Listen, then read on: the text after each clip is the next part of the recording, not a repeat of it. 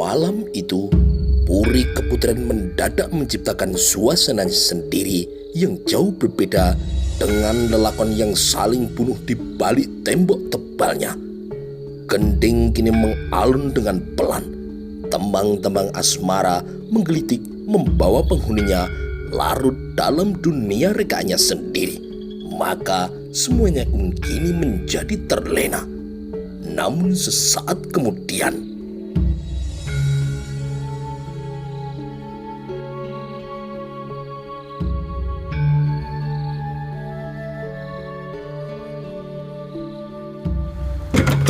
suara pintu yang terbuka tiba-tiba kini telah mengejutkan orang-orang di dalamnya. Panji Angragani kemudian segera bangkit dari duduknya, diikuti oleh 3 Brahmana di belakangnya. Mereka terkejut ketika melihat Adiaksa Raganatra dan Mantri Angabaya Wirokerti bersama 1 regu prajuritnya kini telah muncul di depan pintu. Tercium kini bau arak yang bercampur lulur kemuning yang menyeruak ke dalam segala penjuru. Raganata kini mengurutkan ujung hidungnya. Aroma itu telah membuatnya sangat tidak nyaman. Sri Kertanegara terkejut ketika melihat tiba-tiba mantan Ragrian Patih Singosari itu sudah berada di depannya. Wirokerti kini menutup kembali pintu di belakangnya. Adiaksa Raganata hampir saja putus asa ketika melihat sikap dari rajanya itu. Ia merasa tidak sedikit pun terganggu. Bahkan ia masih saja terus bersenang-senang dengan minuman yang membiuskan di tengah-tengah para selirnya, seolah-olah sedang tidak terjadi apa-apa, sehingga hilanglah kesabaran kedua pejabat tinggi kerajaan itu. Adalah pantang bagi seorang raja untuk mati terbunuh di Puri Keputren, Gusti Prabu. Tersentak kini tubuh Kertanegara mendengar peringatan Raganata dan kemudian ia memperbaiki cara duduknya. Lawan musuh yang datang menyerang, Gusti. Kalimat kedua Adiaksa itu menarik halilintar dari angkasa ke dalam ruang mewah di Puri Keputren itu. Darah kesatrianya mendidih, terbakar karena tidak mampu menutupi rasa kesalnya. Sudah lumpuhkah pertahanan istana? Kekuatan musuh tidak dapat dibendung, Gusti. Lalu mengapa sedemikian gaduh? Mereka telah menguasai Balimanguntur. Sri Kertanegara hampir melompat dari duduknya, tersentak untuk yang kedua kalinya, terkejut dan tidak percaya. Begitu beraninya mereka. Perlawanan yang kita lakukan habis-habisan tidak berarti apa-apa, Gusti. Mereka dalam jumlah yang besar. Mereka akan melumatkan kita seperti api yang menjilat padang ilalang kering. Ada perubahan mimik tegang Raganata di tengah-tengah ucapannya itu. Namun pejabat sepuh yang gagah perwira itu tidak sedikit pun menunjukkan ketakutannya dalam menghadapi musuh. Tidak sedikit pun ada warna pucat yang tergambar di wajahnya. Namun kini ia justru mengkhawatirkan keselamatan dari rajanya. Mantan Ragrian Patih itu menunjukkan kekecewaan setelah nasihatnya selama ini tidak pernah didengar sang raja. Wijaya dan pasukannya belum kembali dari Mameling. Sedangkan satuan kekuatan kita satu-satunya yang tersisa telah dibawa oleh Mahesa Anengah menuju utara. Raganata menyesalkan keputusan dari rajanya. Benar-benar licik Jaya Katuang itu. Suara Kertanegara kini seperti tercekat di tenggorokannya. Sebaiknya Gusti Prabu segera keluar dari keputren ini, agar nama baik Gusti Prabu tidak cacat dalam sejarah. Raganata mengisyaratkan tidak ada lagi peluang bagi negerinya untuk bertahan dari serangan musuh. Mulut sang raja kini tertutup dengan rapat. Untuk pertama kalinya ada rasa sesal yang begitu mendalam. Selama ini ia tidak pernah mendengarkan nasihat dari abdinya yang satu itu. Bahkan ia juga pernah membencinya karena tidak sepaham dengannya. Namun ternyata segala yang disampaikannya adalah baik dan benar karena semata-mata untuk keselamatan negeri. Tidak lama kemudian Sri Kertanegara mengangguk, sangat pelan dan sangat dalam. Raganatha, ternyata engkaulah abdiku yang terbaik. Selama ini aku terlena dengan puji-pujian yang memabukkan. Kertanegara kini akhirnya mengakui kesetiaan dan juga kebenaran segala ucapan dari Raganatha yang tulus dan murni. Baik, pertaruhkan juga darah kesatriamu, agar kelak namamu juga terukir dengan tinta emas. Kertanegara kemudian bangkit dari tempat duduknya, meninggalkan sebuah balai panjang yang berlapis kain bludru merah jingga dengan mutu nomor 1 di alam semesta. Wajahnya kini memerah, sorot matanya siap menembus ketebalan dinding benteng istananya, melumat-lumat seluruh musuhnya, dan kemudian ditepisnya tangan-tangan lembut para selir yang sejak tadi membelainya. Alunan suara gending Puri Keputren itu kini mendadak terhenti, berganti gemuruh peperangan yang menyeruak masuk begitu pintu keputren itu kembali dibuka. Kertanegara melangkah dengan gagah menuju sumber suara gaduh itu berasal, sebuah ruang yang paling membahayakan jika musuh telah menguasainya. Dan disitulah para prajuritnya tengah mati-matian mempertahankan keselamatan istana. Balai Manguntul. Sementara itu, di depan sebuah meja di sebuah ruangan, seorang perempuan tengah merapikan busananya dalam sebuah kamar. Ia mematut diri tidak seperti biasanya. Kempennya dililitkan lebih ketat dan diikatkan stagen lebar yang berpengaman di dalamnya sebuah timang yang lebar dan panjang. Kain jarik kini ditarik ke atas, kemudian dilibatnya kain wiron itu hingga satu telapak tangan di bawah lutut. Kali ini tidak menutupi mata kakinya. Puri kediaman perempuan yang sedang berdandan itu hanya 3 kali belokan jika melewati lorong yang berlawanan arah dari Puri Selir Sang Raja jika dijangkau dari taman istana Boboji. Sebuah puri yang tidak kalah indah, yang setengah dindingnya berukir bunga-bungaan dan burung-burungan sawah. Tribuaneswari, putri tertua dari Kertanegara, tengah menyelipkan cundrik di balik stagennya ketika 2 gadis cantik setengah berlari memasuki kamarnya.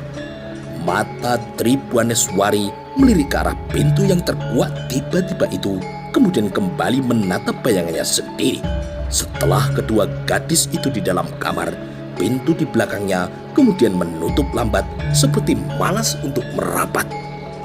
Tidak banyak berbicara, Narendra Duhita dan Jayendra Dewi, kedua adik kandung dari Tribuaneswari itu, kemudian segera mengikuti cara berpakaian seperti kakaknya.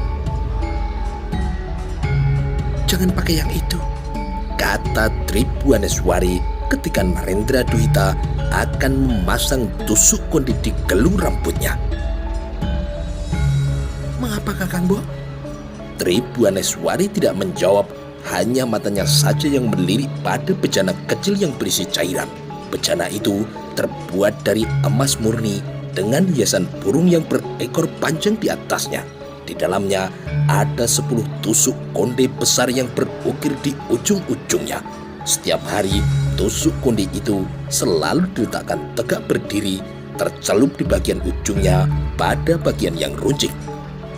Narendra Duhita dan Jayendra Dewi kini tanggap istana pasti dalam bahaya besar sehingga harus mempersenjatai diri mereka.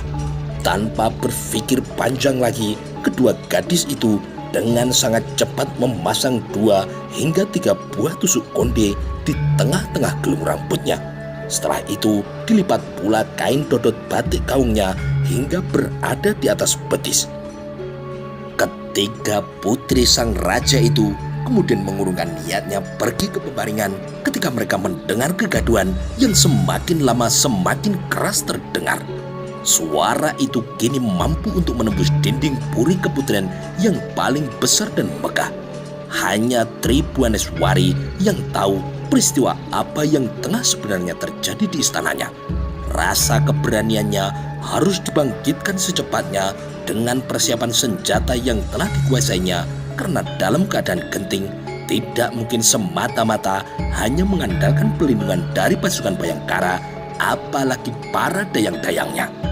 Tidak hanya Tribhuwaneswari dan juga 3 saudara perempuannya, namun juga sebagian wanita yang mempunyai kedudukan penting di dalam istana. Mereka terbiasa dibekali dengan tusuk konde tajam dan bahkan juga beracun sebagai alat untuk membela diri atau menyerang musuh dalam keadaan terdesak. Mereka telah terlatih bagaimana cara untuk menggunakannya. Di samping perlengkapan kecantikan yang dapat digunakan sebagai senjata, ada juga beberapa senjata lain yang biasa digunakan para wanita, seperti patrem, senjata tangan yang berukuran kecil dan pendek yang kemudian diselipkan di antara kemben atau pada lipatan stagen, dan juga cundrik, keris kecil yang sangat mudah untuk disembunyikan dalam lipatan busanya. Lain lagi dengan wedung. Senjata ini pendek namun lebar dan sangat tajam. Apa yang sedang terjadi di istana ini, Mbak Yu? Mata Cayendra Dewi kini sembab.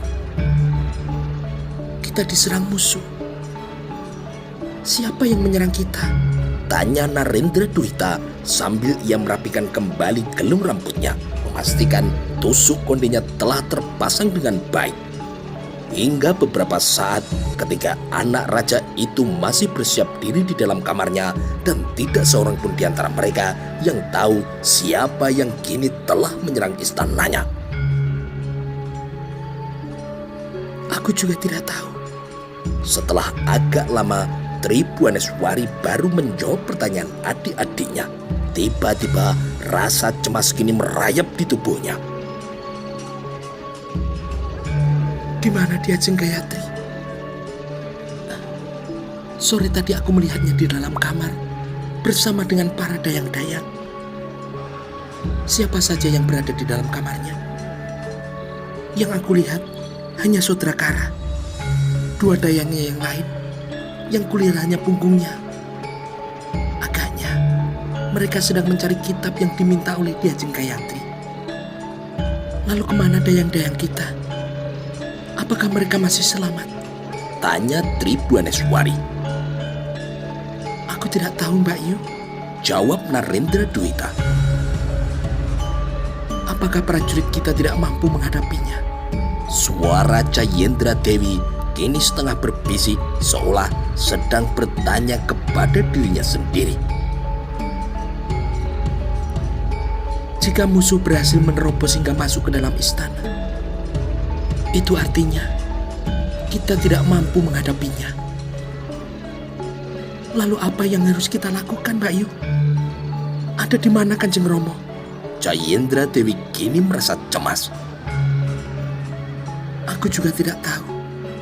Musuh sudah di depan mata. Kita selamatkan diri kita. Semoga Sang Hyang Widi selalu melindungi Kanjeng Romo dan Biyu.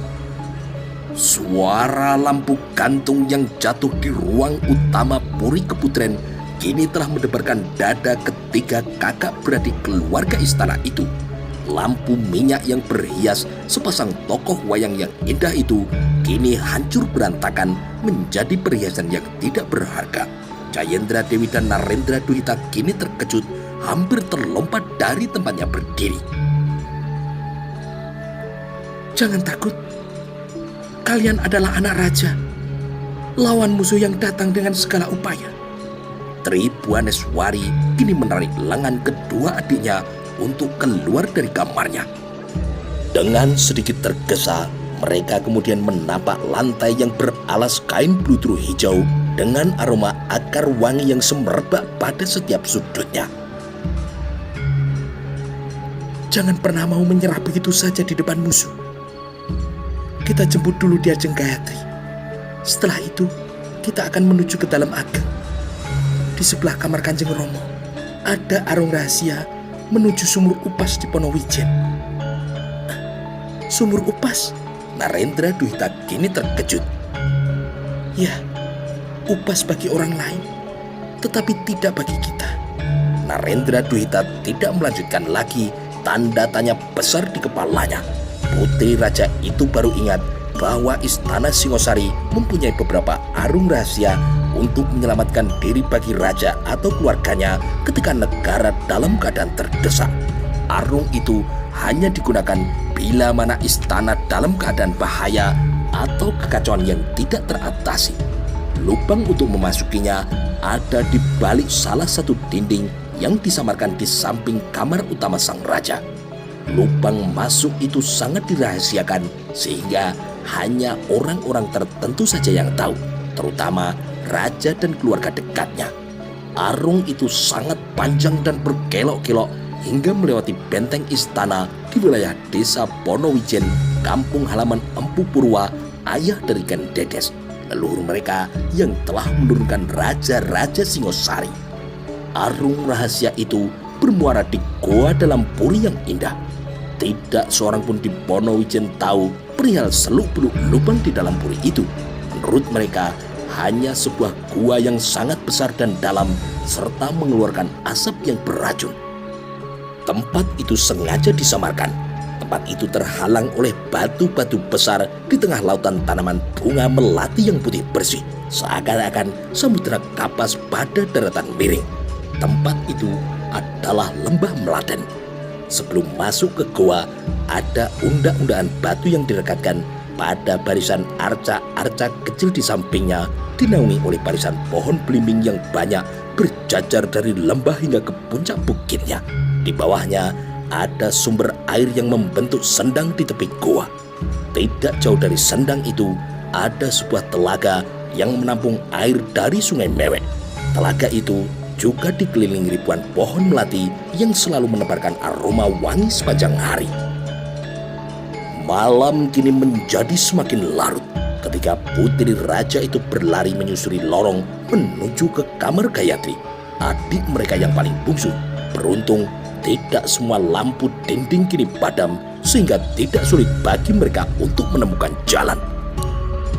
Pintu kamar Gayatri tinggal beberapa langkah lagi ketika tiba-tiba muncul dua orang prajurit gelang-gelang dari arah yang berlawanan.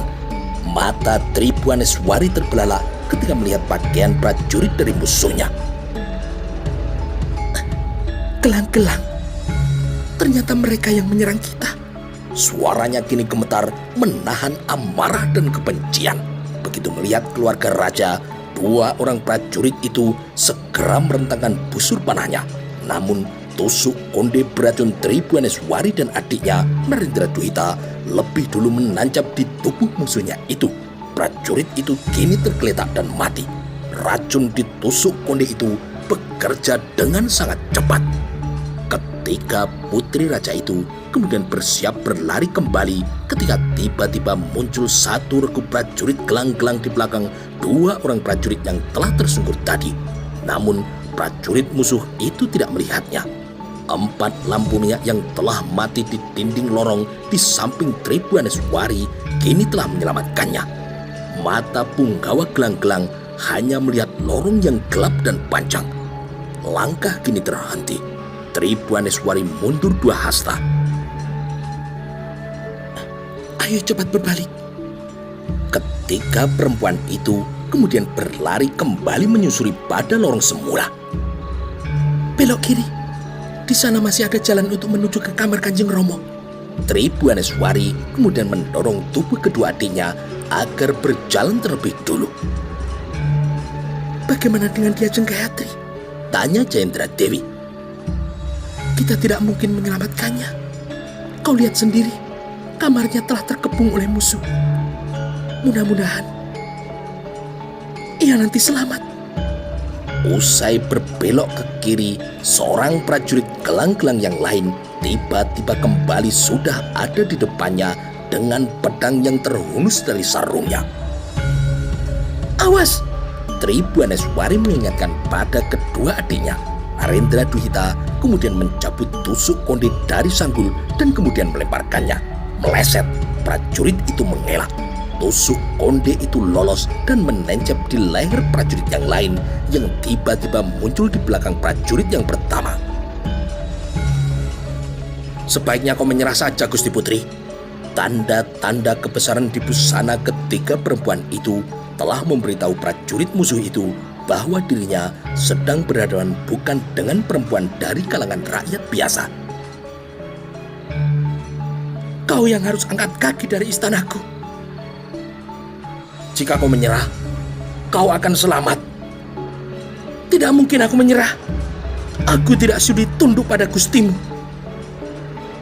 Belum lagi Tribuaneswari menyelesaikan bicaranya, tangan Cayendra Dewi menjulur ke atas kepala untuk mencabut tusuk konde terakhirnya. Mata prajurit gelang-gelang itu kemudian menangkapnya. Tanpa membuang waktu lagi, ia kemudian melompat sambil menggeram. Ia mengangkat pedangnya, siap untuk memenggal leher putri raja di depannya karena tidak ingin didahului oleh tusuk konde dari Cayendra Dewi. Pucat pasilah kini wajah kedua adik Tribuaneswari itu. Diurungkannya niat untuk mencabut tusuk konde terakhirnya. Tidak ada ruang gerak yang tersisa. Tepat satu langkah di depannya, butiran darah di nadi Tribuaneswari kini telah memenuhi otaknya. Memberi perintah sepasang kakinya untuk menjejak lantai licin yang mengkilat di depannya. Sebaris mantra kini terdengar lirih keluar dari bibirnya. Seketika kemudian muncullah segulung kabut putih yang membungkus tubuhnya tipis-tipis. Melompat kini putri sang raja. Tersibaklah kain dodot batik kawung hingga ke atas lututnya. Aroma akar wangi kini menebar sepanjang lorong dihembas oleh angin ketika perempuan ayu itu tubuhnya menggulung di udara setinggi satu gagang tombak dalam menyambut pedang musuhnya. Ia kini telah siap menjadi perisai bagi kedua adiknya. Kedua musuh yang berhadapan itu sama-sama melayang di udara, membuat nyala api lampu minyak pada dinding itu bergoyang-goyang. Menggigil kini tubuh Narendra Duhita dan Cayendra Dewi ketika menyaksikan kenekatan seorang kakak demi melindungi nyawa kedua adiknya. Prajurit gelang-gelang itu kemudian memutar ujung pedangnya membidik leher Tribuaneswari. Ia siap menceraikan wajah ayu perempuan itu dari tubuhnya. Bau warangan kini sangat tercium menusuk hidung. Jarak antara pedang musuh dengan kepala Tribuaneswari kini hanya tersisa 3 telapak tangan. Meliuk luas kini leher Tribuaneswari merendah ke samping kiri. Sekejap kemudian leher itu kembali lagi ke kanan bertepatan dengan matanya yang tidak sempat lagi melihat kilat pedang dari musuhnya. Putuslah kini rantai kalung emas intan permata di leher Tribuaneswari ditebas pedang oleh prajurit gelang-gelang tepat pada saat cundrit di tangannya merobek perut dari musuhnya.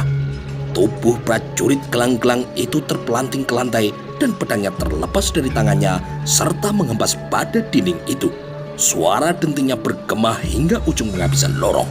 Tubuh Tribuaneswari kini bergulung-gulung 2 kali di lantai, terdorong tenaganya sendiri sebelum akhirnya ia dapat berdiri kembali. Dengan sedikit limbung, Tribuaneswari kini melihat tangannya yang merah berlumuran darah.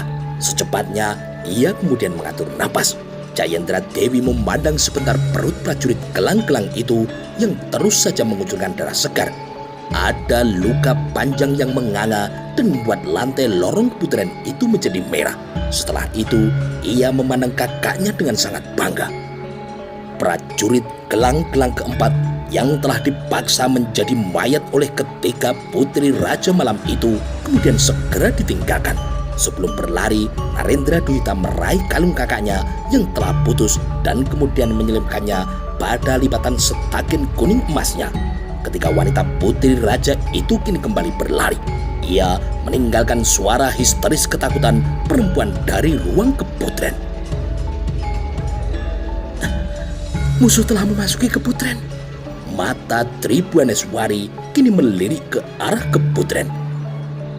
Apa kita akan tetap menuju kamar Kanjeng Romo, Mbak Yu? Tanya Cayendra Dewi. Ya, itulah satu-satunya arung rahasia untuk menyelamatkan diri kita. Dada Tribuaneswari naik turun tidak beraturan. Nafasnya kini masih terlihat tersengal-sengal ketika kakak beradik itu terus berlari melintasi lidah-lidah api yang menjilat-jilat di sekelilingnya. Ketika perempuan itu kini tidak lagi mempedulikan kelelahannya, hingga tiba-tiba sebuah pilar yang besar roboh di depannya. Awas! Teriak Tribuaneswari. Jayendra Dewi kemudian menarik lengan Narendra Duhita ke kiri, sementara Tribuaneswari melompat ke kanan. Pilar besar penyangga pendopo dalam ageng itu roboh di antara mereka bertiga, patah menjadi 3. Dewata! Tribuaneswari kini gemetaran ketika tembok batu di belakang pilar itu kemudian menyusul roboh. Kembali kini debu beterbangan menggelapkan jalan. Tangan Tribuaneswari kini meraba-raba. Pandangan matanya tertutup asap dan debu. Di tengah menahan pedih di kedua matanya, perempuan itu terus saja berusaha untuk mencari celah untuk mendapatkan kembali kedua adiknya. Namun tidak ada satupun celah yang terbuka karena jalan di depannya kini telah tertutup. Akhirnya mereka berpencar karena jalan di depannya berupa pilar dan tembok yang roboh yang telah menceraikan kakak beradik itu. Tribuaneswari melompat ke kanan sehingga menjauhi adik-adiknya. Sementara Jayendra Dewi dan Narendra Duhita berlari ke kiri menuju ke kamar Kanjeng Romonya. Teruslah berlari, jangan kembali lagi. Aku nanti akan menyusul kalian ke sana. Samar-samar kini terdengar suara Tribuaneswari di balik reruntuhan tembok dan juga tumpukan puing kayu yang terbakar. Jayendra Dewi dan Narendra Duhita terus berlari mengikuti arah yang telah ditunjukkan oleh kakaknya. Semoga Yang Widi menyelamatkan adik-adikku hingga sampai di desa Ponowijen. Sambil terus berlari, Tribuaneswari berdoa di tengah-tengah perang besar yang tengah berkecamuk memporak-porandakan istananya. Sementara itu, di luar Regol Puri Keputren, lebih dari 300 prajurit Bayangkara masih menunggu untuk menjaga rajanya. Tidak lama kemudian, sang raja yang ditunggu kini telah keluar.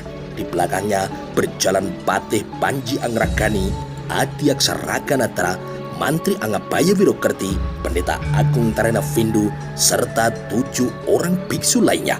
100 langkah kini telah terlewati. Mata Kertanegara hampir tidak percaya ketika melihat mayat-mayat prajuritnya kini berserakan pada sepanjang lorong. Mereka telah mencapik-capik istanaku. Sang raja itu terus berjalan di antara puing perabot istana dan kepulan asap tiang yang telah terbakar. Bau amis darah dan sangit kini bercampur menjadi satu. Tidak wangi lagi kini istananya. Tidak megah lagi kini kediamannya. Kertanegala mulai menyadari bahwa kekuatan musuh tidak dapat dianggap remeh. Rasa sesal di dada kini menggumpal-gumpal dan menjelma sebentuk murka yang amat sangat. Namun murka itu terlambat. Iring-iringannya kini telah terlihat oleh Patih gelang-gelang di lorong puri yang berlawan arah sejajar dengan Puri Keputren dari jarak yang cukup jauh di antara panji-panji Singosari yang menggantung pada dinding ruangan luas itu. Itu dia Sang Nata. Terasa panas kini tubuh Patih gelang-gelang itu. Dilebarkannya langkah kakinya untuk menyongsong musuh besarnya diikuti oleh 1 regu prajuritnya. Lurus di depan iring-iringan sang raja, tiba-tiba nampak berkelipat sosok orang yang berpangkat dari gelang-gelang yang berlari cepat menuju rombongan sang raja dengan keris yang telah terhunus dan diacungkan ke atas kepalanya. Prabu Kertanegara kemudian meraih sebatang tombak dan melemparnya. Tombak itu melesat. Tombak itu kini merobohkan sosok yang berlari dan menerjang rombongan sang raja, seorang perwira tinggi gelang-gelang pembantu Patih Mahesa Mundarang. Siti Hinggil yang kini tengah berhawa dingin dan kering telah menjadi arena pertempuran besar dan mengerikan. Pasukan Bayangkara kini menggelar gedong minep untuk melindungi rajanya.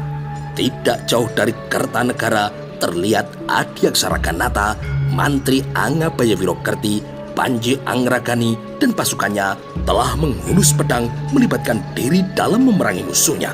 Kini prajurit gelang-gelang berhadapan langsung dengan para petinggi kerajaan musuhnya. Taktik bertempur gelang-gelang terus menghalangi ketiga petinggi Singosari dan juga para pasukannya agar tidak bisa melindungi sang raja. Bayangkara Singosari kini bertarung dengan sangat gagah berani. Gelang-gelang terus mendesak dengan prajuritnya yang seperti tidak ada habis-habisnya. Berbekal kelicikan dan kecurangan yang tingkat tinggi, tidak mengindahkan aturan-aturan perang. Jumlah prajuritnya yang banyak kini dihabiskan untuk menyurutkan tenaga dan juga nafas para Bayangkara Singosari. Taring-taringnya yang tajam kini menusuk di tengah-tengah kekuatan pertahanan musuh. Ketepatan Mahesa Mundarang dalam mengatur taktik perangnya kini telah berhasil. Selang beberapa saat, prajuritnya telah berhasil memecah belah gelar gedong minep Bayangkara musuhnya. Pertahanan sang raja kini telah jebol. Kini terbuka jalan Mahesa Mundarang mendekati seseorang yang telah diincarnya. Sementara itu, usai merobohkan dua orang musuhnya dalam satu gerakan, Kertanegara berhasil melompat kembali menuju ke singgasananya sambil meraih sebatang tombak pusaka kedua dari jaglak kanan kursi singgasananya. Singkep bludru hitam kini melayang di udara terlepas sendirinya dari mata tombaknya. Menyusul kemudian suara mendengung di mata tombak yang bersinar biru yang selama ini telah dibungkusnya. Akhirnya Kertanegara harus menghadapi sendiri musuhnya. Berputar tombak itu di tangan sang raja, berputar di atas, berputar ke kanan, berputar ke kiri, dan tidak kuasa pedang dan keris musuhnya untuk menandinginya. Tombak pusaka Singosari di tangan Kertanegara laksana seekor elang dengan cakarnya yang runcing. Berpuluh-puluh leher prajurit pilihan gelang-gelang kini putus. Kini jarak antara Patih Mahesa Mundarang dengan Raja Singosari itu semakin dekat. Hanya dalam hitungan satuan langkah dengan menghimpun segala ilmu kesaktian yang dimilikinya, Mahesa Mundarang kemudian melompat menghadang sang raja yang masih sibuk melubat prajuritnya satu persatu. Kertanegara tidak menyadari tiba-tiba Mahesa Mundarang telah ada di depan matanya.